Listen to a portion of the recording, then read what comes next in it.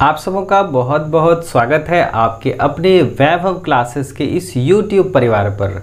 आज के इस वीडियो में हम लोग बात करेंगे होमोलोगस ऑर्गन के बारे में और असमजात अंग यानी कि एनालोगस ऑर्गन के बारे में, और हम लोग देखेंगे कि किस प्रकार से और क्यों डायलिसिस की प्रक्रिया करते हैं और वाष्पो उत्सर्जन के साथ साथ यहाँ पर जो स्थानांतरण होता है ये एक दूसरे से किस प्रकार से अलग थलग है। तो ये सवाल जो होते हैं आपके समजात अंग, असमजात अंग, आपके डायलिसिस क्या होते हैं और स्थानांतरण के साथ साथ वाष्पोत्सर्जन में अंतर बताएं, ये आपकी जो 10वीं कक्षा में जो है ना ये आपके बहुत ही महत्वपूर्ण प्रश्न है और बहुत बार प्रश्न पूछे भी गए हैं, है ना। तो यहाँ पर अब हम लोग एक एक करके डिस्कस करते हैं कि सबसे पहले हम लोग ये देख लेते हैं कि यहाँ पर जो समजात अंग है और असमजात अंग है ये क्या होते हैं। तो यहाँ पर पहले देखते हैं हम लोग समजात क्या होता है। समजात को अंग्रेजी में कहते हैं होमोलोगस। क्या कहते हैं? होमोलोगस ऑर्गन कहते हैं। यानी समजात का अंग्रेजी हो गया होमोलोगस और ऑर्गन का जो है हिंदी हो गया अंग हो गया, है ना। तो समजात अंग को अंग्रेजी में हम लोग क्या कहते हैं? होमोलोगस ऑर्गन कहते हैं। अब देखिए वे अंग जिनकी उत्पत्ति तथा संरचना समान होती हैं लेकिन काम क्या होता है? अलग अलग होता है। तो इसको हम लोग क्या कहते हैं? समजात अंग कहते हैं। अब इसको अच्छी तरह से समझने हम लोगों का जो ये अग्रपाद है यानी कि 4 लिम्स हैं और पक्षियों का जो अग्रपाद यानी 4 लिम्स होते हैं, पक्षियों में जो इनके स्ट्रक्चर होते हैं, जो ओरिजिन होते हैं, और याद रखिएगा ये जो हम लोग का जो बोन है ना यहाँ से लेकर के जो है आपका यहाँ तक कहोनी तक, तो ये वाला जो बोन कहलाता है ह्यूमरस। क्या कहलाता है?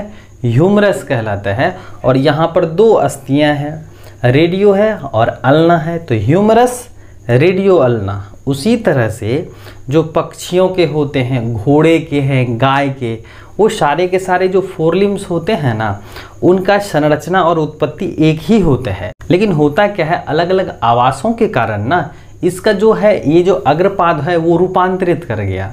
अब रूपांतरित कर गया क्यों? क्योंकि अलग अलग कार्य करने थे। तो अगर देखा जाए तो समजात अंग में क्या होते हैं, वे 2 अंग एक दूसरे के समजात कहलाते हैं जिनकी क्या होती है? उत्पत्ति और संरचना क्या होती हैं? समान होती हैं, लेकिन आवास या परिवेश के कारण जो है वे अंग अलग अलग काम करने लगते हैं। तो वैसे अंगों को हम लोग क्या कहते हैं? समजात अंग कहते हैं। तो यहाँ पर भी देख सकते हैं आपके पेपर पर लिखा हुआ कि वे अंग जिसकी उत्पत्ति तथा संरचना समान होती हैं लेकिन कार्य क्या होता है? अलग अलग होते हैं। तो वैसे अंगों को क्या कहते हैं हम लोग? समजात अंग कहते हैं। तो ध्यान में रखिएगा, उत्पत्ति और संरचना क्या होगी? समान होंगी, लेकिन काम क्या होगा? अलग अलग होगा। तो ऐसे अंग क्या कहलाएंगे? एक दूसरे के समजात अंग कहलाएंगे। जैसे गाय है, घोड़ा है, पक्षी है और मनुष्य के जो अगला पैर है यानी जिसको 4 लिम्स कहते हैं, है ना, ये सब के सब क्या करते हैं? ये सारे के सारे जो हैं एक ही इसका ओरिजिन और स्ट्रक्चर है, लेकिन काम देखिए अलग अलग कर रहा है। गाय में और घोड़े में अगला पैर जो होता है चलने दौड़ने के लिए होता है। पक्षियों में क्या होता है? उड़ने के लिए होता है ना भाई। पक्षी में जो पंख होते हैं ना वो क्या होते हैं? अग्रपाद होते हैं, जिसको 4 लिम्स कहते हैं। उसका इस्तेमाल उड़ने के लिए करता है। और मनुष्य क्या करता है? खाना खाने में, अलग अलग कार्य करने में करते हैं ना। तो वैसे अंग क्या कहलाए? एक दूसरे के समजात।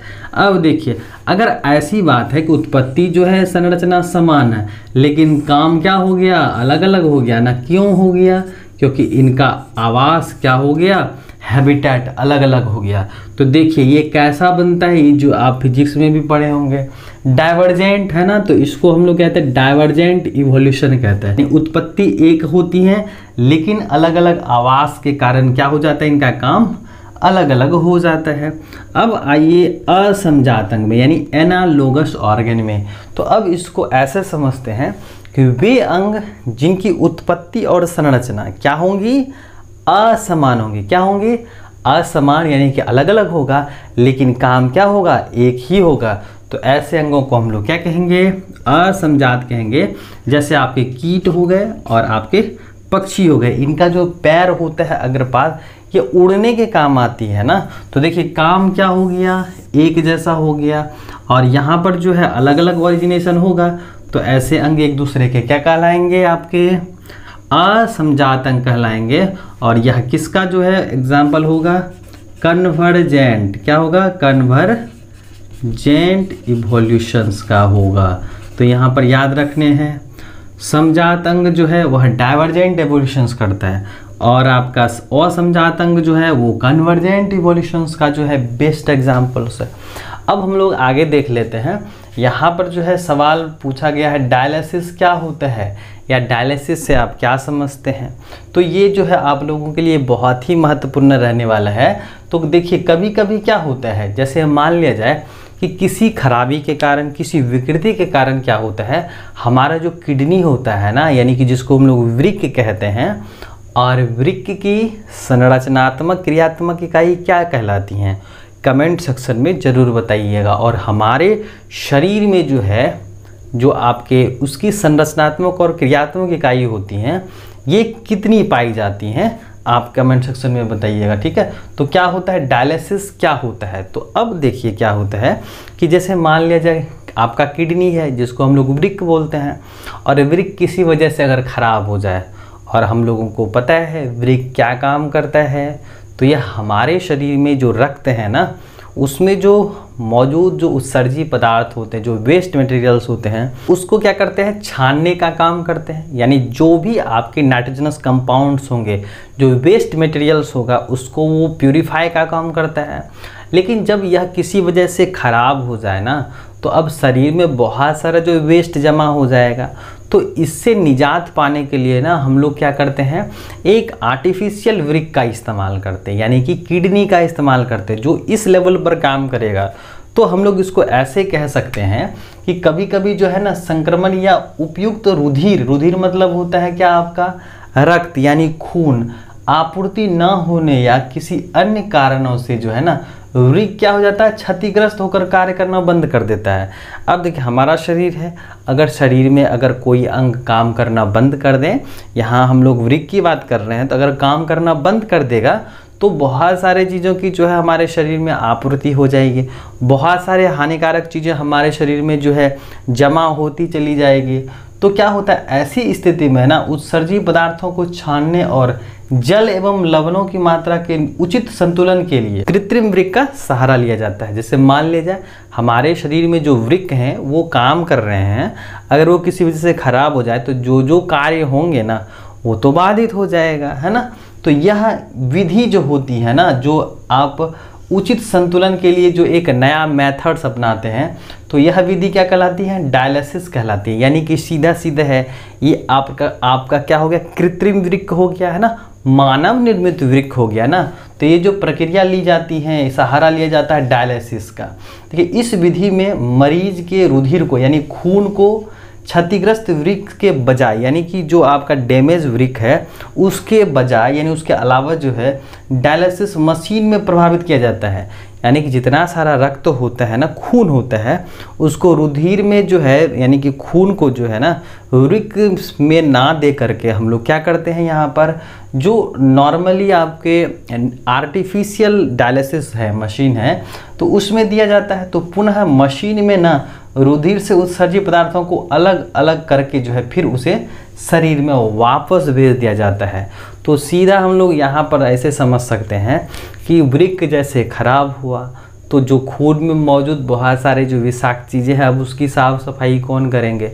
तो अब भाई तो वृक्क खराब है, अब क्या होगा, तो हम लोग एक कृत्रिम वृक्क लगाते हैं, यानी कि प्राकृतिक वृक्क के जगह पर एक नया सिस्टम रखे, है ना, एक नया अंग रखे। तो जिसको इस भाषा में हम लोग क्या कहते हैं, डायलिसिस मशीन कहते हैं, और इस प्रक्रिया को क्या कहते हैं, डायलिसिस कहते हैं, ठीक है। तो जिसमें उत्सर्जी पदार्थों को क्या किया जाता है, बाहर कर दिया जाता है, और पुनः जो जितने भी सारे रुधिर हैं, रक्त है, पुनः शरीर के अंदर भेज दिया जाता है। तो ये हो गया आपका डायलिसिस वाला। अब देखिए यहाँ पर है वाष्पोत्सर्जन और स्थानांतरण में क्या अंतर है। तो देखिए वाष्पो उत्सर्जन, वाष्प का उत्सर्जन, वाष्प जो होता है ना वह जल का ही एक रूप है। तो अब बात आती है कि जब पौधों में क्या होता है, जो वायवीय भाग होते हैं, जैसे वायवीय भाग में आपके रंध्र जो होते हैं, स्टोमाटा होते हैं, वह आपके गैसियस एक्सचेंजेस यानी कि गैसों के आदान प्रदान के लिए जिम्मेदार होते हैं।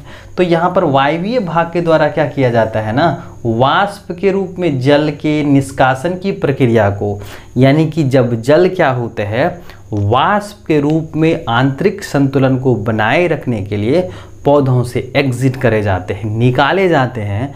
तो ये जो प्रक्रियाएं हैं ना उत्सर्जन की, किस रूप में भाई, तो यह वाष्प के रूप में जल का निष्कासन का जो प्रोसेस है ना, इसी को हम लोग क्या कहते हैं, ट्रांसपायरेशंस यानी वाष्पो उत्सर्जन कहते हैं। अब बात आती है स्थानांतरण की। तो स्थान में अंतर, तो पौधों में क्या होता है, स्थानांतरण होता है ना।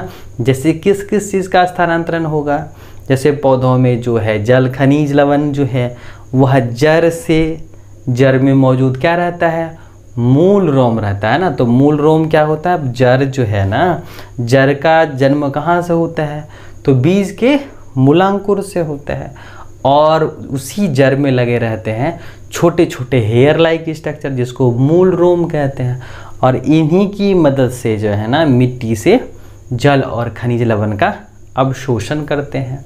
तो अब तो ले लिए, अब ज़रूरत है पौधों के हर एक हिस्से को, है ना। अब तो वह कहाँ से जाएगा, तो इस वाले भाग से जो है पूरे वायवीय भाग तक फैलेगा ना, तो एक जगह से दूसरे जगह लेके जाएगा।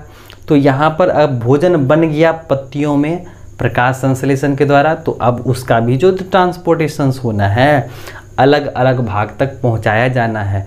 तो स्थान में अंतर, तो किसका किसका भाई, तो किसी भी पोषक तत्वों का ना स्थानांतरण होगा। तो यहाँ पर हो गया स्थानांतरण जो लेके जाएगा ना। और याद रखिएगा आप लोग के लिए बहुत ही इम्पॉर्टेंट है, पौधों में जल के संवहन के लिए जो है ना एक विशेष प्रकार के उत्तक पाए जाते हैं जिसे हम लोग जाइलम उत्तक कहते हैं, है ना। तो जाइलम किसको ढोता है भाई, जल को ढोता है ना, यानी वाटर कंडक्टिंग टिश्यू है। और आपके फ्लोएम क्या करते हैं, ये भोज्य पदार्थों का ना संवहन करते हैं।